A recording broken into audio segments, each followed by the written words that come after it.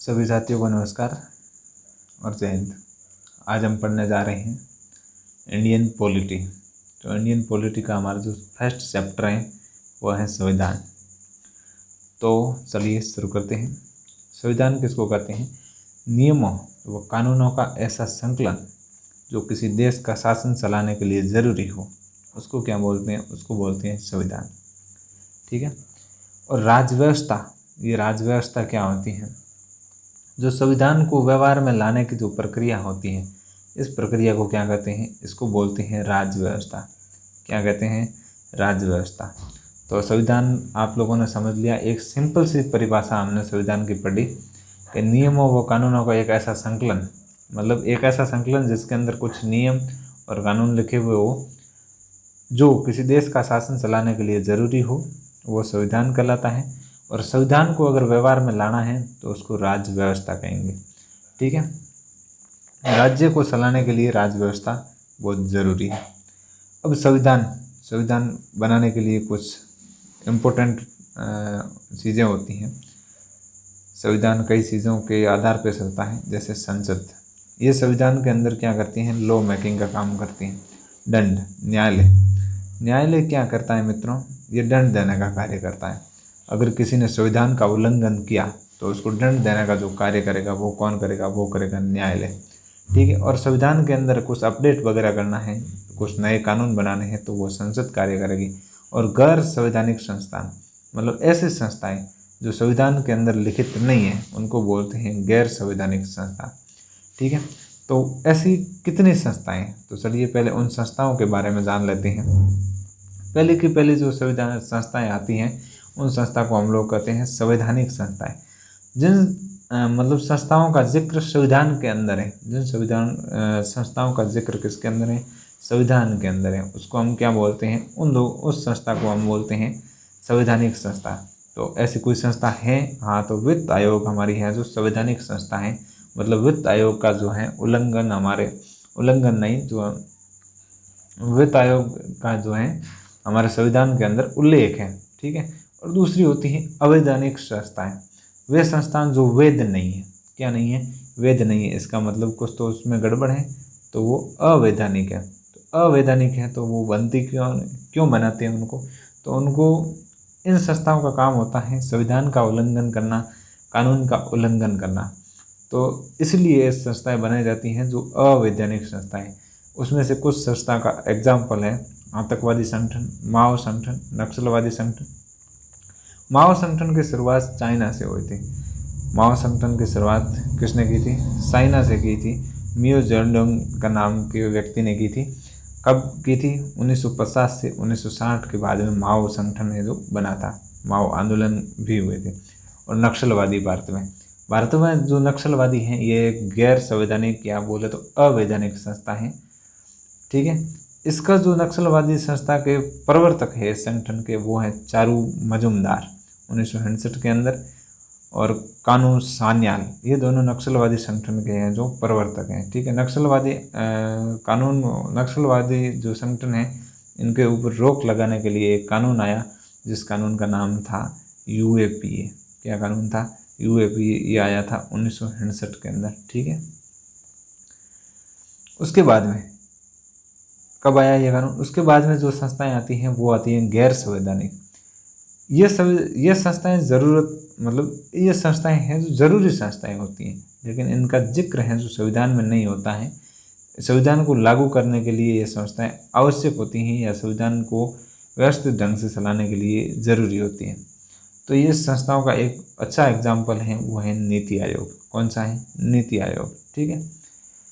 और भी संवैधानिक संस्थाएं हैं, जैसे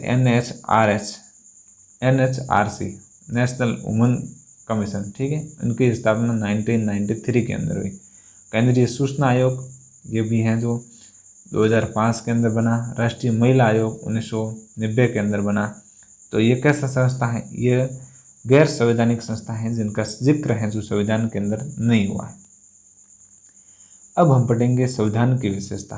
क्या पढ़ेंगे? संविधान की विशेषता। भारतीय संविधान की विशेषता नहीं पढ़ेंगे, अभी हम संविधान की विशेषता पढ़ेंगे।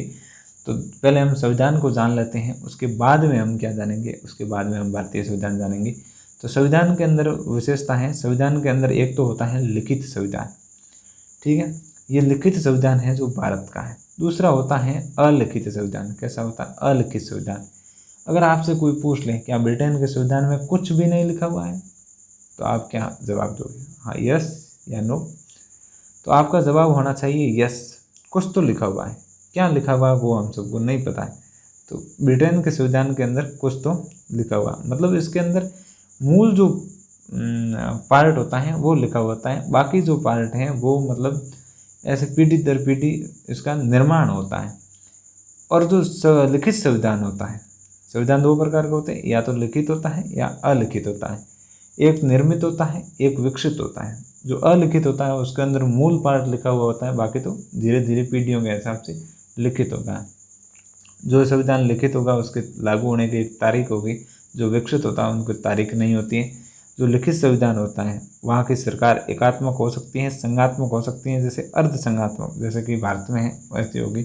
अगर अलिखित संविधान है वहाँ की सरकार एकात्मक सरकार होगी। कैसी सरकार होगी? एकात्मक सरकार होगी, न्यायपालिका की शक्तिशाली।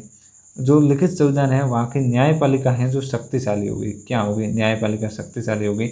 और जो अलिखित संविधान है वहाँ की जो सारी पावर हैं वो किसके पास में होगी? वो होगी विधायिका के पास में।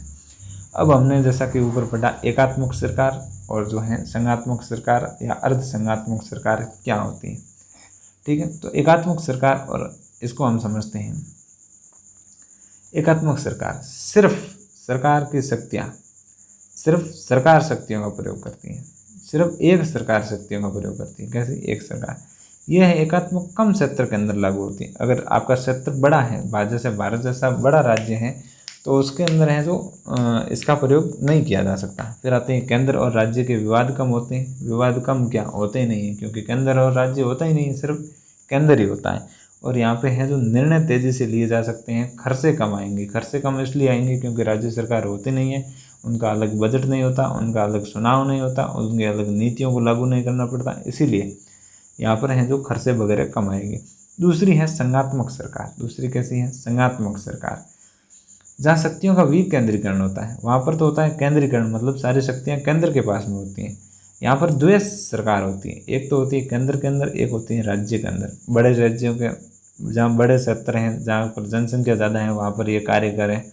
और दूसरी यहाँ पर होती हैं केंद्र व राज्यों के प्रति विवाद ज़्यादा होते हैं। कई नीतियाँ होती हैं जो केंद्र लागू करती हैं पर राज्य उसको मानने से मना कर देता है।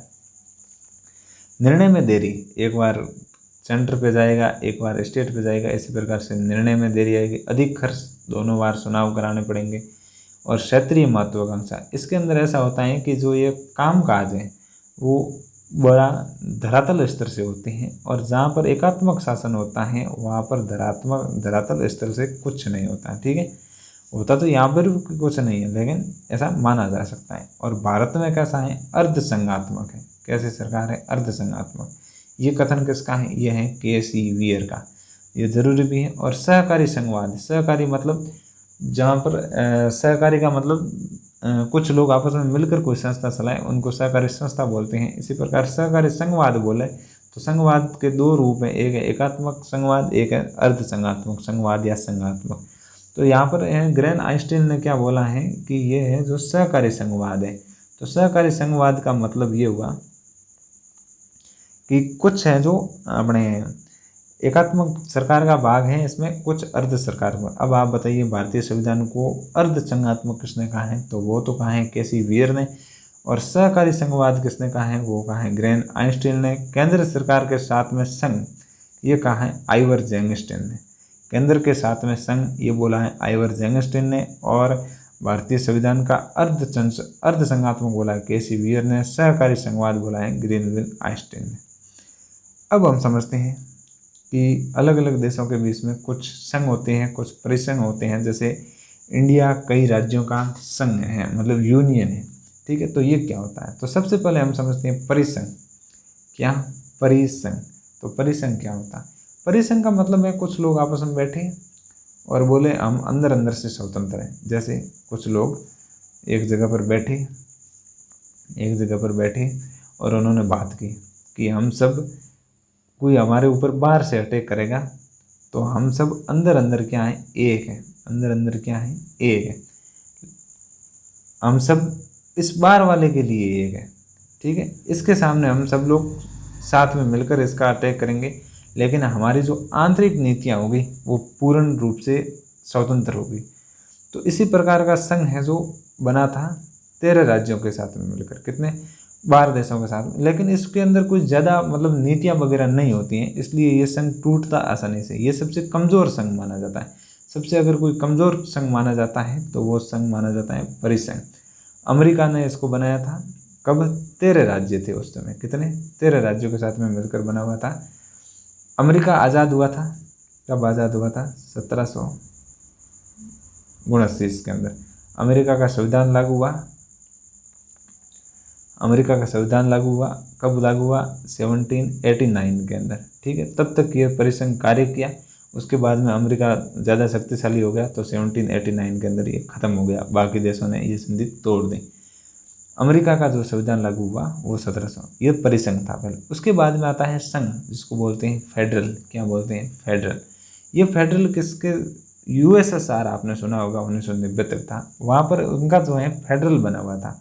लेकिन 1993 के अंदर क्या हुआ, 1993 के अंदर ये फेडरल बना था, कितने देशों से मिलकर बना था, 15 देशों से मिलकर बना था। कितने देशों से मिलकर बना था, 15 देशों से मिलकर बना था।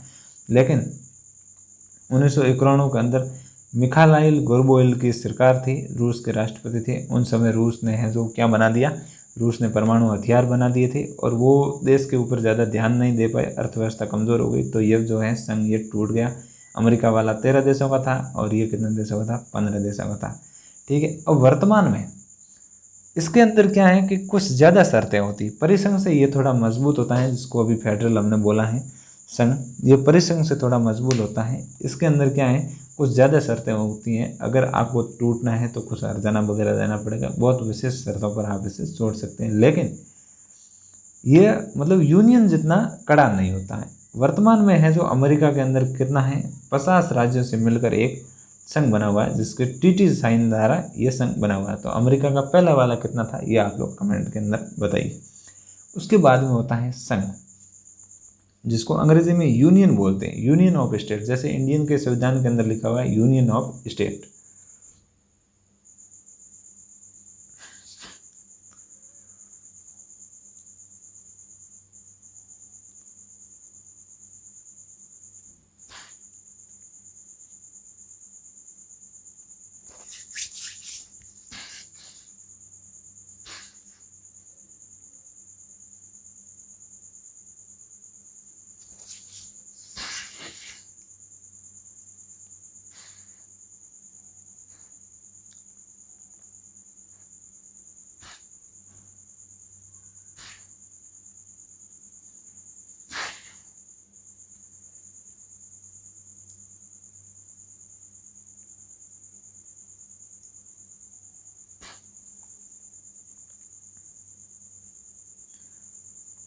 सॉरी मित्रों, बीच में थोड़ा डिस्टर्ब होने के लिए, लेकिन हम विशेष कारण से रोके, ये सीख के आपको सुनाई दी। अब ये जो संघ है, इसके अंदर क्या होता है, राज्य अपनी पारस्परिक सहमति से अलग नहीं हो सकता। तो जैसे आपने ऊपर देखा परिसंघ के अंदर, परिसंघ बड़ा सिंपल है और सबसे कमज़ोर है। राज्य को अच्छा नहीं लगा कि इधर गर्मी हो रही है, राज्य अलग हो सकता है। लेकिन जो फेडरल होता है उसके अंदर कुछ सिस्टम होता है, जिसके अंदर कुछ शर्तों द्वारा ये जुड़ा रहता है, लेकिन वो शर्तें से द्वारा अलग भी हो सकता है। लेकिन संघ जो यूनियन वाला है, इसके अंदर क्या है, इसके अंदर राज्य हैं जो अपने जो सेंटर हैं उससे अलग नहीं हो सकते हैं। भारत के अंदर सबसे पहले अगर कोई संघ बना था तो वो बना था फेडरल संघ, 1935 अधिनियम से बना था। ये 1937 अपना 1937 एक्ट के तहत लागू हुआ था। लेकिन उसके बाद में, आज़ादी के बाद में ये संघ बन गया। जब भारत का एकीकरण हुआ उस समय क्या बना, हमने राज्यों के संघ, ये मतलब यूनिट ऑफ राज्य का उपयोग किया, यूनिट ऑफ स्टेट का उपयोग किया। इसके बाद में संविधान देश की सरकार का स्वरूप बताता है। अगर किसी देश के अंदर सरकार किस प्रकार की है, इसका स्वरूप कौन बताता है, संविधान बताता है। जैसे संसदात्मक सरकार, राज्य का प्रमुख और शासन का प्रमुख एक ही होगा। जो सरकार है संसदात्मक सरकार है, तो यहाँ पर क्या होगा कि राज्य का प्रमुख और शासन का प्रमुख एक ही होगा। ठीक है, अध्यक्षात्मक सरकार है जहाँ दोनों का प्रमुख एक होगा। ठीक है, और अर्ध अध्यक्षात्मक दोनों के गुण होंगे जैसा कि भारत में है। ठीक है, इसके बाद में अब संविधान को और भी कई भागों के आधार पर बांट सकते हैं। वो तो संविधान क्या है हमने ऊपर पढ़ा, जैसा कि यहाँ पे संविधान की हमने विशेषता पढ़ी। अब संविधान के प्रकार भी तो पढ़ने पड़ेंगे, तो संविधान के अब हम प्रकार पढ़ेंगे। तो संविधान के प्रकार के अंदर हम उत्पत्ति के आधार पर संविधान के प्रकार पढ़ेंगे। तो एक तो होता है निर्मित संविधान, एक होता है विकसित संविधान। ये संविधान की उत्पत्ति के आधार पर यहाँ पर कुछ इंपॉर्टेंट बातें लिखी हुई है। भारत का जो संविधान है वो लिखा था प्रेम बिहारी नारायण। ठीक है, ये संविधान लिखा था इंग्लिश के अंदर, और बसंत कृष्ण वेद ने है जो भारतीय संविधान को हिंदी में लिखा था। और ठीक है, और उनके अंतिम पेज पे जो प्रेम बिहारी नारायण रायजादा हैं, इनके अंतिम पेज पे उनके गुरु का नाम लिखा हुआ है। गुरु का नाम था राम प्रसाद सक्सेना।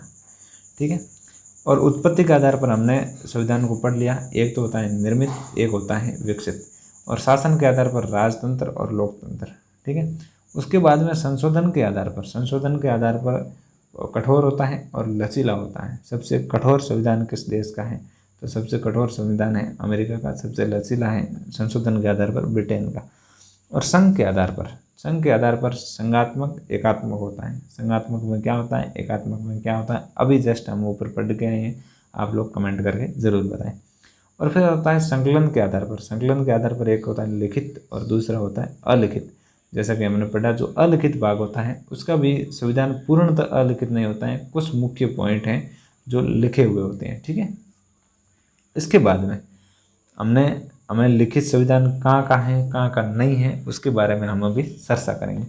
तो लिखित संविधान है जो सबसे पुराना लिखित संविधान है वो है अमेरिका का। कहाँ का है, यूएसए का है। कब लागू हुआ, 1799 के अंदर सबसे पुराना संविधान है। अलिखित संविधान है जो सबसे पुराना है वो है ब्रिटेन का। और ब्रिटेन का संविधान के अंदर जो मैग्ना कार्टा कहा जाता है, ये 15 जून 1215 का है, जो एक मैग्ना कार्टा है। इसको जो ब्रिटेन के राजा जॉन द्वारा ब्रिटेन के जो अपने जनता को भेंट किया गया था संविधान के रूप में, एक मतलब उसको अलिखित संविधान। और ये ब्रिटेन के राजा जॉन द्वारा ब्रिटेन की जनता को जो तोहफा दिया गया, इसको तैयार किया था स्टीफन लैंगटन ने। ठीक है, उसके बाद में सबसे बड़ा अगर संविधान देखा जाए तो वो सबसे बड़ा संविधान है वो है इंडिया का। और लिखित संविधान भी इंडिया का, और पाक का, फ्रांस का। अलिखित संविधान है कनाडा का, न्यूजीलैंड का, और सऊदी अरब का, और इजराइल का। ये जो इजराइल अभी दुनिया को हिला रहा है, इसका अलिखित संविधान। सबसे छोटा संविधान की अगर बात की जाए तो सबसे छोटा संविधान है वो है मोनाको का। शब्दों की दृष्टि से 3800 शब्द है। और सबसे बड़े संविधान की बात की जाए शब्दों की दृष्टि से तो वो इंडिया का है। 1,17,139 शब्द है। ये मूल संविधान के अंदर है। अब तो लगभग 1.5 लाख के आसपास हो गए। और अगर सबसे छोटा संविधान अनुच्छेद के आधार पर किया जाए तो सबसे छोटा संविधान किसका है, यूएसए का है। ठीक है, और जो यूएसए के संविधान के अंदर जो वर्ल्ड है वो है 7,862। ठीक है, और सबसे जो नया संविधान है वो किसका है, वो है क्यूबा का, 2019 में तैयार हुआ था। और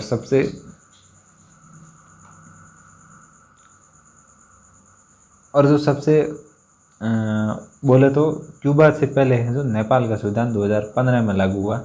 इससे पहले संविधान को कई बार नेपाल के संविधान को बनाया, लेकिन वहाँ की जनता ने स्वीकार नहीं किया। ठीक है, और देखा जाए तो एशिया के अंदर जो सबसे ओल्ड संविधान है वो है जापान का। कब का है, 1899 के अंदर। अमेरिका का कब का है, 1799 के अंदर। उसके बाद में 100 साल बाद में जापान ने अपना संविधान बना लिया। और जापान के संविधान को मीजी संविधान कहा जाता है। कैसा संविधान कहा जाता है, मीजी संविधान कहा जाता है। अब हम राजव्यवस्था पढ़ेंगे। राजव्यवस्था मतलब संविधान को कार्य में लाना, संविधान को व्यवहार में लाना राजव्यवस्था कहलाता है। और सरकार के अंग पढ़ेंगे। संविधान पर अलंकरण किसने किया, अभी हमने ऊपर पढ़ा कि संविधान को अंग्रेजी में लिखा प्रेम बिहारी नारायण रायजादा ने, उनके गुरु का नाम था सक्सेना। हिंदी में लिखा बसंत कृष्ण वेद ने। और उनके ऊपर जो अलंकृत करने का काम किया वो किया नंदलाल बोस व राम मनोहर सिन्हा, और प्लस 22 मेंबर थे। कितने मेंबर थे? 22 मेंबर थे।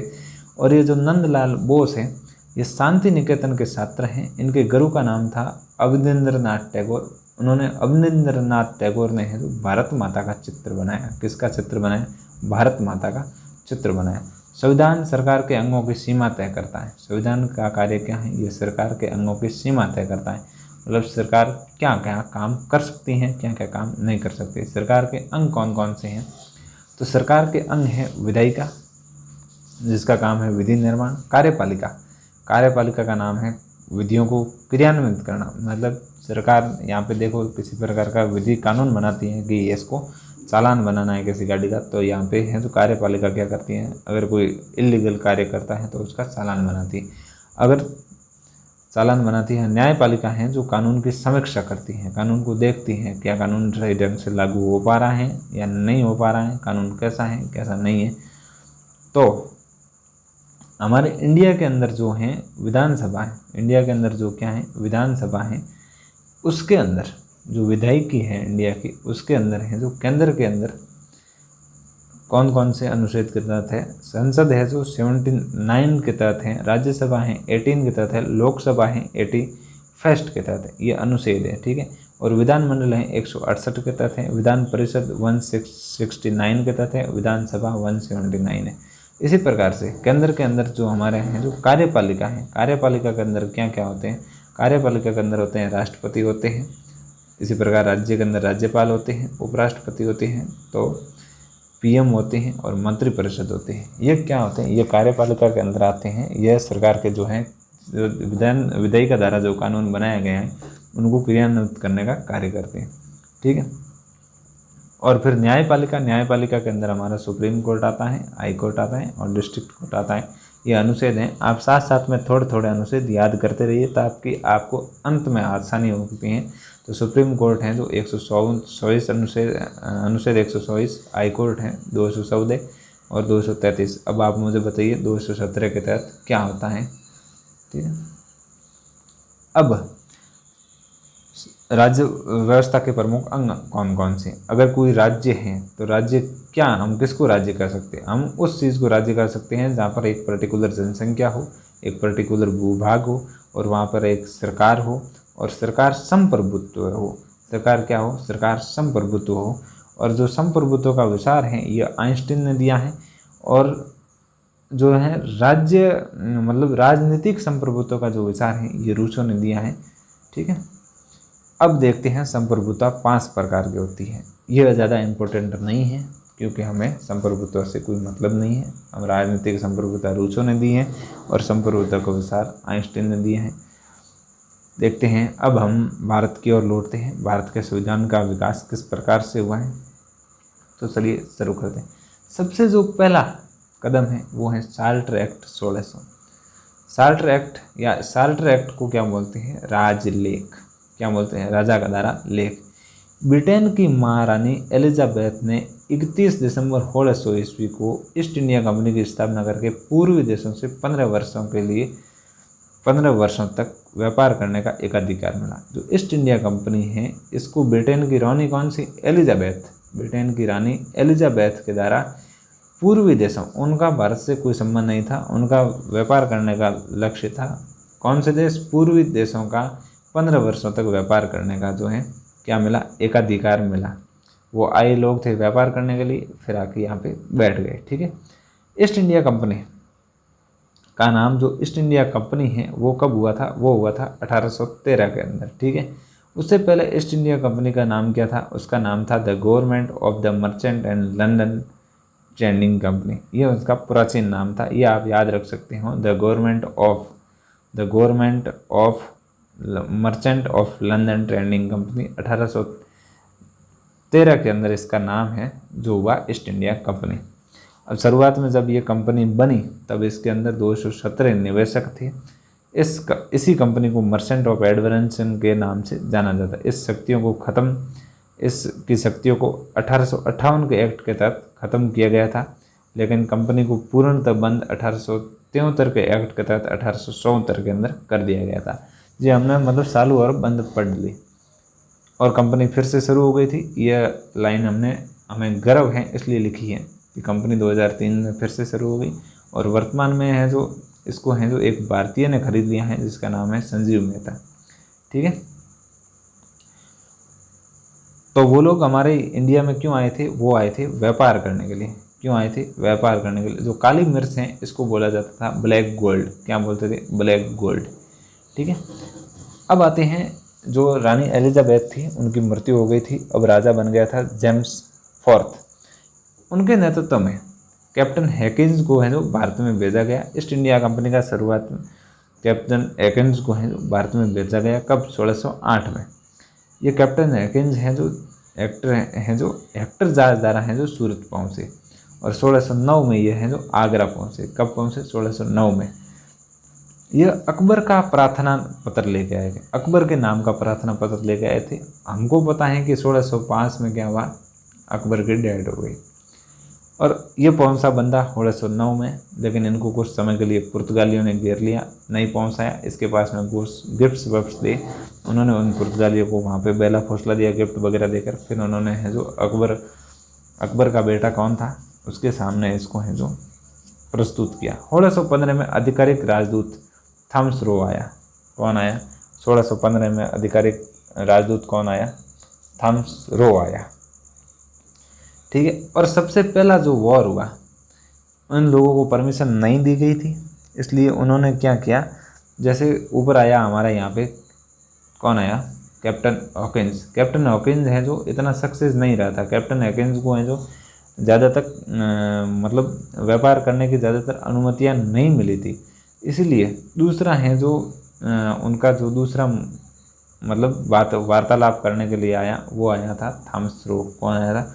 थॉमस रो 1615 के अंदर आया। 1616 के अंदर उन्होंने वार्तालाप की, लेकिन इनको है जो अनुमतियां नहीं मिल रही थी। इन्होंने अपने पावर का प्रदर्शन के लिए एक सवाली वार किया जिसके अंदर उन्होंने पुर्तगालियों को हरा दिया अंग्रेज़ों ने। ठीक है, और उनकी है जो पहली क्या है? पहली फैक्ट्री कहाँ पर खोली? 1613 के अंदर। लेकिन इससे पहले कैप्टन हॉकिंस ने है 1608 के अंदर एक सूरत के अंदर एक फैक्ट्री की परमिशन ली थी, लेकिन वो इतनी सक्सेस नहीं रही। ठीक है,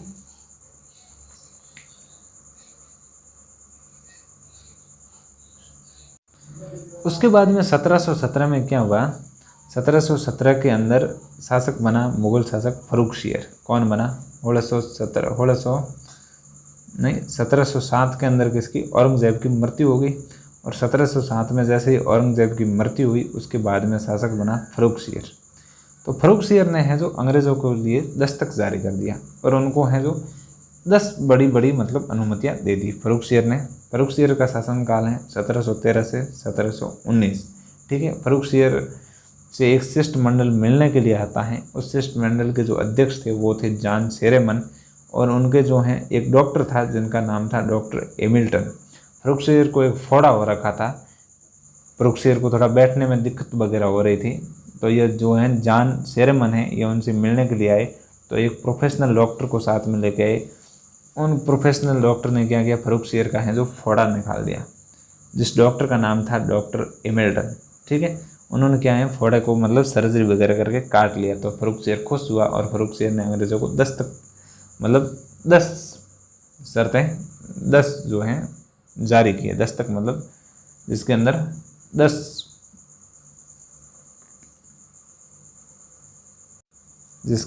10 व्यापारी की शर्तें। अब आज के टॉपिक के अंदर हम इतना ही पढ़ेंगे। अगले टॉपिक के अंदर हम फिर से बड़ा ढंग का पढ़ेंगे।